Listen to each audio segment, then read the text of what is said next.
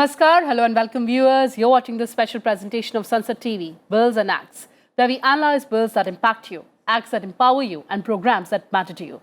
I'm your host KRITI MISHRA, and today the spotlight is on the Right to Education Act in India. Before the detailed analysis, let's take a look at the highlights. The Act makes it clear that compulsory education implies that it is an obligation on the part of the government to ensure the admission, attendance, and completion of elementary education of children between the ages of 6 and 14. The Act envisages that the curriculum should be developed in coherence with the values enshrined in the Indian Constitution that would take care of the all-round development of the child. The Act provides that the teachers appointed should be appropriately trained and qualified. The 86th Constitutional Amendment of 2002 inserted Article 21A in the Indian Constitution, which states the state shall provide free and compulsory education to all children of 6 to 14 years. The right to education was made a fundamental right and removed from the list of directive principles of state policy. The RTE is the consequential legislation envisaged under the 86th Amendment. The Act is completely titled The Right of Children to Free and Compulsory Education Act. It was passed by the Parliament in August 2009. When the Act came into force in 2010, India became one of the 135 countries where education is a fundamental right of every child. And to analyze the significance, guarantees, gaps and reforms, I am joined by an illustrious panel of guests. Joining us in the studio, Mr. KAILASH SONI. He is Member of Parliament, Rajya Sabha. He represents the BJP. Also joining us, Dr. C.B. Sharma, Professor of Education, IGNOU. And joining us through virtual platform, Mr. SARVENDRA VIKRAM Singh, former Director, Basic Education, Uttar Pradesh. And also in the studio, we have with us young and vibrant audience. I welcome all of you to Sansad TV and thank you so much for joining us. And let's begin the program with Member Parliament on our panel today. Kailash ji, आपसे समझना चाहूँगी कि 10 साल से ज़्यादा हो गए right to education act को, किस तरह का प्रभाव आप देखते हैं, क्या क्या गैप्स और उसको इम्प्रूव करने की कितनी ज़रूरत? कायदे से तो एजुकेशन में बहुत देरी हो गई। स्वतंत्रता के बाद ही जिस तरह का फोकस और कंसंट्रेशन एजुकेशन पे होना था वो नहीं हुआ। किसी भी समाज, राष्ट्र, उसकी चेतना को यदि हम नाप सकते तो एजुकेशन से नाप सकते हैं। एजुकेशन पे बुनियादी रूप से आज़ादी के तत्काल बाद जितनी चिंता होना थी उतनी हुई नहीं है और समय समय पर, लेकिन अब बहुत विलम्ब हो गया। अब देखिए, नई शिक्षा नीति हमारी 75 वर्षों बाद। सबसे बुनियादी ज़रूरत ये थी कि एक तो प्रतिभाओं की छांट, प्रतिभाओं में माने कहाँ उनको किस दिशा में ले जाना, ये काम नहीं हुआ है। बुनियादी रूप से जो बेरोजगारी दिखती है उसके पीछे यही रीज़न है कि वो संयोजन ऐसा रहा है कि छिपी बेरोजगारी इस मुल्क में बहुत ज़्यादा है और नई शिक्षा नीति की लाइट में अब जितनी जल्दी हो सके उसके लिए हमें अनिवार्य रूप से एजुकेशन को प्रत्येक बच्चे के मौलिक अधिकार के रूप में उसको हमें इम्प्लीमेंट करने की ज़रूरत है। और अभी अपने 2009 में हमने छोटे बच्चों के लिए इसके लिए प्रावधान किया, भी कानून भी बनाया है। समय समय पे सुप्रीम कोर्ट ने भी कहा है, अनुच्छेद 21 के मुताबिक भी ये मौलिक अधिकार है शिक्षा का, लेकिन उस पर और काम कम हुआ है। अब काम बहुत तेज़ी से शुरू हुआ है सारी दिशाओं में, तो इसके लिए और तेज़ी से काम करने की आवश्यकता है। बिना समय खोए अभी प्रधानमंत्री जी ने कितना फोकस किया, हमें याद नहीं आता कि एजुकेशन पे वो बच्चों के साथ ऐसा जीवंत संवाद स्वतंत्र भारत के इतिहास में किसी नेता का हुआ है और इतने लंबे समय और जिस शिद्दत के साथ इस देश के नौजवानों ने, बच्चों ने, हम भी एक इंस्टीट्यूशन में थे, 4000 की संख्या और कहीं अकुलाहट नहीं बच्चों में 2 घंटे। और हमारे बाहरे प्रधानमंत्री 72 वर्षीय प्रधानमंत्री जी 2 घंटे लगातार और एक दिन पहले 26 जनवरी करके आए और जिस शिद्दत के साथ, जिस संवेदना के साथ, जिस चेतना के साथ उनने टिप्स दिए, सारे हल एजुकेशन के संबंध से उनने प्रस्तुत किए हैं हमारे नौजवान मित्रों के साथ। तो जब प्रधानमंत्री जी की इतनी चिंता है, क्या है, यही हिंदुस्तान है, यही पीढ़ी है। चीन अब बूढ़ा हो रहा है, पूरे दुनिया में सबसे जवान हमारा हिंदुस्तान है, और उसके एजुकेशन की बिल्डिंग के लिए, अनिवार्यता के लिए हमें बहुत तेजी से काम करने की आवश्यकता है। Dr. Sharma, we understand that there is a committee reviewing this act. Do you think it is time to expand the scope of this act? Education right up to secondary has been made compulsory under the Samagra Shiksha. Yes. And we have included all children between the age of 6 to 18. And through the National Education Policy 2020, we have now brought children right from age 3 to 18 within the ambit of school education. So, but let me do a critique of the Right to Education Act. Yes, sir. The demand for making education, primary education, compulsory and free was made much before independence by Bal Gangadhar Tilak. But the Britishers never agreed to it. And it was only when the Section 21A was included in the Constitution that you had to make Right to Education Act pass in 2009. We did, I mean, quite a lot of delay in doing that, and which must be understood. Why did we do that? We fought the freedom struggle with the Britishers, demanding for making education right of every child, but right from 1947 up to 2002, when Murli Manohar Joshi makes it a part of the Constitution and the right of children, in 2009 you had to make it. Why not between 2002 and 9? You passed this act on, you just mentioned 4th August 2009. The Prime Minister comes on television on 1st April 2010 and says, give me 5 years to implement it. If you had no intention of implementing it right then, why did you pass it in 2009? You just talked about teachers. You had said in the Right to Education that every child is entitled to a well-trained teacher in the class of 35. 1:35 strength.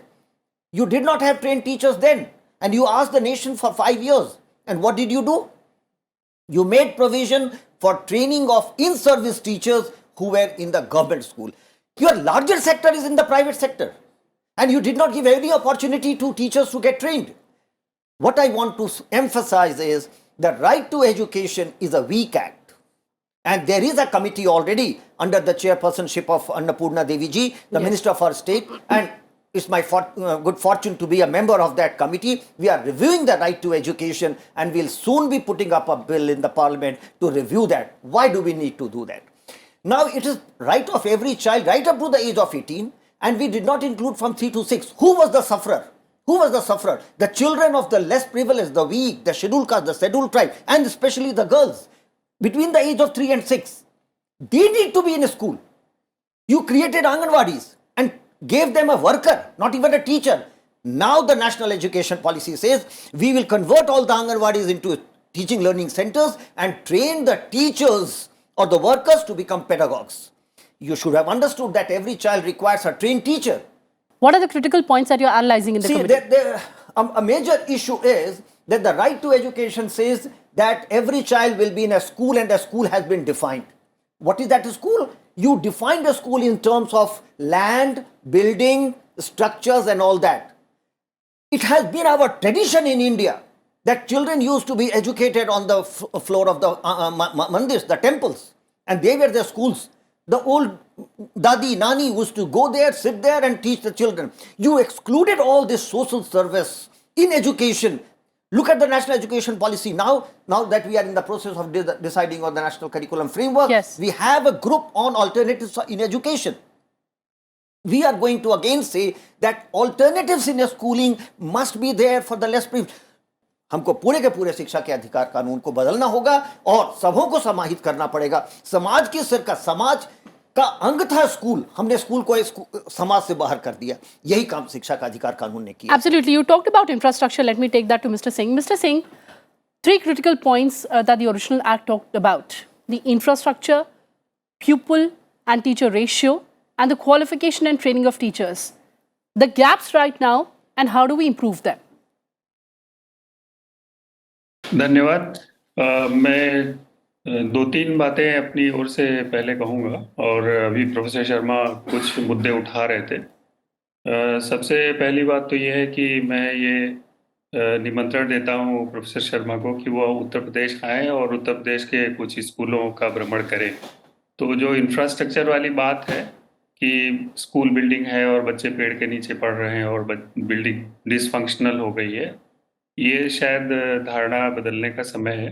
बहुत बदलाव हुआ है।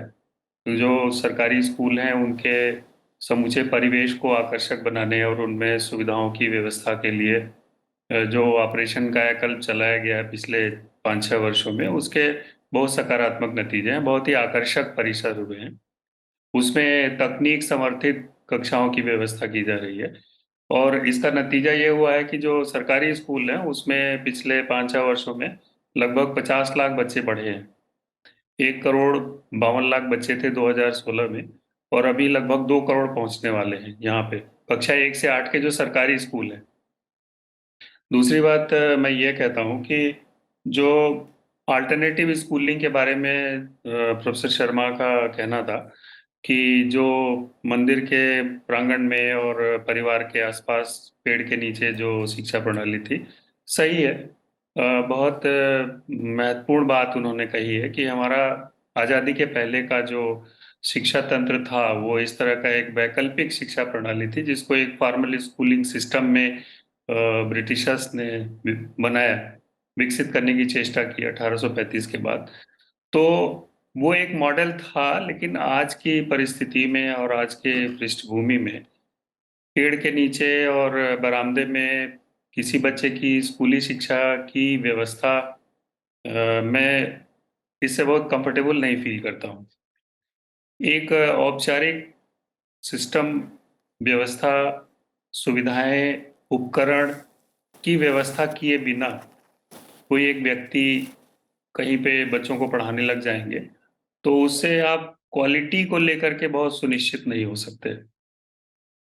तीसरी बात जो शिक्षकों और बच्चों के अनुपात का विषय है, तो पिछले 3 वर्षों में, 4 वर्षों में जो मैं उत्तर प्रदेश की बात ज़्यादातर करूँगा।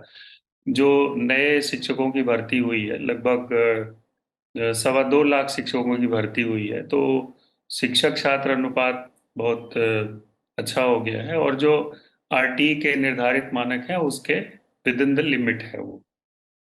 आरटी को लेकर के 2-3 चिंताएं अभी चर्चा में आई हैं। मैं आपकी बात से सहमत हूँ कि आरटी में जो दायरा है वो कक्षा 1 से 8 का है। हम सभी जानते हैं। लेकिन जो बच्चे-बच्चियाँ कक्षा 1 से 8 में आए हैं और 8 की पढ़ाई पूरी करेंगे, वो कक्षा 9 में जब जाएँगे, तो 9 में सभी बच्चे जो कक्षा 8 पास करके निकल रहे हैं, चाहे वो किसी सरकारी स्कूल से हों, चाहे किसी निजी प्रबंध तंत्र के स्कूल से हों, किसी भी बोर्ड से हों, उनके लिए अगर हम if you fail to create appropriate school spaces at secondary level, आशा ये है कि जितने लोग अब कक्षा 8 से निकलेंगे, अगर वो कक्षा 9 में उनके बैठने की जगह है, स्कूल प्लेसेस मीन्स उतने स्कूल, उतने कमरे, उतने शिक्षक, उतनी व्यवस्थाएं अगर नहीं होंगी, तो क्या होगा कि वो बच्चे फिर कक्षा 9 में नहीं जाएंगे। 9 में नहीं जाएंगे तो आगे की पढ़ाई, सेकेंडरी स्कूलिंग, उनकी सीनियर सेकेंडरी स्कूलिंग पूरी नहीं होगी। तो मुझे लगता है कि वो मानव शक्ति का ह्रास है, नुकसान है वो। हमारी पूरी प्रणाली को जो फ़ायदा हो सकता था, कहने की आवश्यकता नहीं कि अगर एक लड़की को आप 1 साल पढ़ा देते हैं, तो उसकी जो आमदनी है, जो वर्किंग लाइफ़ होगी, वो राइट, लगभग 8% बढ़ जाती है। कोई राइट। अर्थशास्त्र के विशेषज्ञ होंगे, वो इसको ज़्यादा विस्तार से बताएँगे। तो अगर हम उनको 4 साल पढ़ा देते, 9, 10, 11, 12, तो उसकी जो भविष्य की जो कार्मिक जीवन की आमदनी है, उसमें कितनी वृद्धि हो सकती थी। वो कितना प्रोडक्टिव एक महिला के रूप में, एक व्यक्ति के रूप में वो सामने आती। तो ये बिल्कुल सही है, बहुत ज़रूरत है इस बात की कि जो कक्षा 8 पास करके निकल रहे हैं, उनके लिए हम सेकेंडरी लेवल पे सुविधाओं का विस्तार करें। Absolutely, sir. Very important ठीक है? points you raised there. And let's open the floor to our audience here so that they can ask their questions. Sir मेरा क्वेश्चन है कि अभी सरकार के द्वारा ही एक आंकड़े जारी किए गए जिसमें ये तो कहा गया कि सरकारी स्कूलों में दाखिला लेने वालों की संख्या बढ़ी है, ड्रॉप आउट्स कम हुए हैं, लेकिन इसके साथ साथ ये भी देखा गया कि जो उत्तर भारत राज्यों के जो छात्र हैं वहाँ प्राइवेट ट्यूशन्स लेने वालों की संख्या बहुत बड़ी है। तो क्या ये माना जाए कि हम लोग क्वांटिटी पे तो ध्यान दे रहे हैं लेकिन क्वालिटी पे अभी तक ध्यान हमारे द्वारा अभी तक दिया नहीं गया है? देखिए, बहुत अच्छा प्रश्न है आपका। आप सही कह रहे हैं कि हमारे सामने जो सबसे बड़ा चैलेंज था वो था कि सभी बच्चों को पहले स्कूल में लाएं, एक्सेस हो सबको। तो ये हम 75 साल में नहीं कर पाए। इस पर जोर दिया गया, अब सब बच्चे स्कूल में हैं। इनफैक्ट दिल्ली में तो 110% बच्चे एक समय में स्कूलों में थे, क्योंकि मिड डे मील मिलता था तो उसके कारण दो स्कूल में नाम लिखवा देते थे, वो अलग बात है। तो पहला चैलेंज था कि सारे बच्चे स्कूल में हो, तब था कि उनको रिटेन करें, रोकें, वहां रखें। आप पाएंगे कि 8वीं क्लास तक 56% बच्चे स्कूल छोड़ जाते थे। क्यों? मीडियम ऑफ इंस्ट्रक्शन पर किसी ने ध्यान नहीं दिया, जो हम राष्ट्रीय शिक्षा नीति के माध्यम से ठीक कर रहे हैं। कोई जरूरी नहीं है कि बच्चे को आप स्कूल में लाए तो दिल्ली का बच्चा हिंदी में ही समझेगा या बिहार का बच्चा हिंदी में ही समझेगा। मैं बिहार से आता हूं, मेरी भाषा हिंदी नहीं है, मैं मगही भाषी हूं। तो जरूरत इस बात की थी कि विद्यालय में ला करके आप बच्चे को उसकी मातृभाषा में रोके, जो अब राष्ट्रीय शिक्षा नीति कर रही है। तो देखिए, आपने केवल शिक्षा का अधिकार कानून पास कर दिया, उससे विद्यालय शिक्षा ठीक हो जाएगी ये नहीं थी, ये सोची समझी नीति नहीं थी। मैं यही कह रहा था। और जो विक्रम सिंह कह रहे थे, अभी पिछले 5-6 सालों में अच्छा काम हुआ उत्तर प्रदेश में। Let's take another question. Yes, please go ahead. Yes. Hello, sir. My name is Anjali. I'm a student from RTV from IMC Institute. My question is basically related to post-pandemic scenario.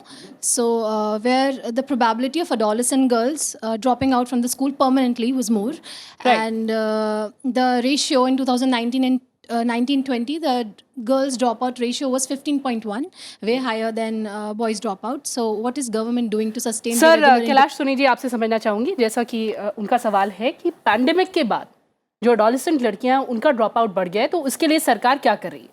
अभी सरकार की तरफ से सारे, जैसा आपने कहा कि एफर्ट्स हुए हैं बिल्डिंग के मामले में, बहुत कंफर्टेबल।